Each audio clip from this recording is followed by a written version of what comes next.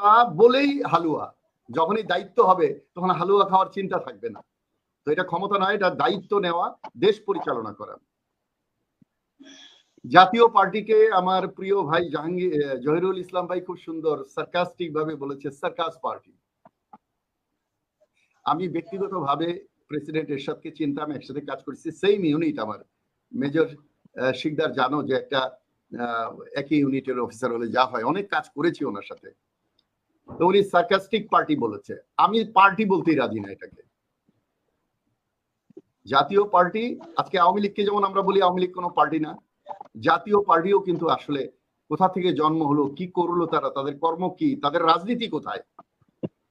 এই যে শিকদার এতক্ষণ কথা বলে গেল, মেজর শিকদার শুধু আক্ষেপ করে গেল দলের মধ্যে এই ভাগ এই সেই। দলে তখনই ভাগ হয়, দলে তখনই বিভেদ হয় যদি দলের দর্শন নৈতিকতা না থাকে। আমি নিজেই জানি, উনি ও না বললে আমি বলতাম যে এই যে লাস্ট ইলেকশনে যে একটু শক্ত হয়েছিল জিএম কাদের, ওই 16 জন গিয়ে ম্যাডামের সাথে দেখা করেছিল শেখ হাসিনার সাথে, যে তখন উনি দেখলেন যে ওরা তো দলে বিরোধী দল হয়ে যাবে। মানে বাংলাদেশের মানুষের জাতিগত যে আমাদের কত ভুল, কত অন্যায় আমরা নিজেদের, বহির দেশ যত না ক্ষতি করে, মির্জাফরের মতো আমরা নিজেরা দেশে বসবাস করে দেশের ক্ষতি বেশি করি।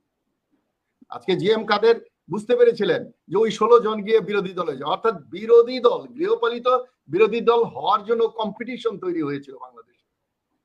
এই গৃহপালিত বিরোধী দল আবিষ্কার করেছেন একজন বিপ্লবী, যিনি বাংলাদেশের স্বাধীনতার পতাকা উড়িয়েছিলেন, জাসদের সেই আসম আব্দুর রব। উনি এরশাদের প্রথম বিরোধী দল, গৃহপালিত বিরোধী দল। এরশাদ সাহেব সৃষ্টি করেছে গৃহপালিত বিরোধী দল বাংলাদেশে। এর আগে যদি আনিসের জানা থাকে, শিকদার তোমার যদি জানা থাকে যে এর আগে কোনো গৃহপালিত দল ছিল কিনা এরশাদের আমলের আগে, তাহলে আমাকে জানাবা। যাই হোক, সো এটা রাজনৈতিক দলের ইতি। আমরা অনেক সময় বলি না বড় দল, রাজনৈতিক দল তো আকারে বড় হলেই হবে, রাজনৈতিক দলের দর্শন মিশন ভীষণ হতে হবে বড়, মানুষের জন্য বড় বড় কাজ, বড় বড় চিন্তা করতে হবে। অনেক ছোট দল অনেক সমর্থন পেয়ে যে কোনো সময় বড় হতে পারে, আর যে কোনো একটা বড় দল এই আওয়ামী লীগের মতো পতনও করতে পারে।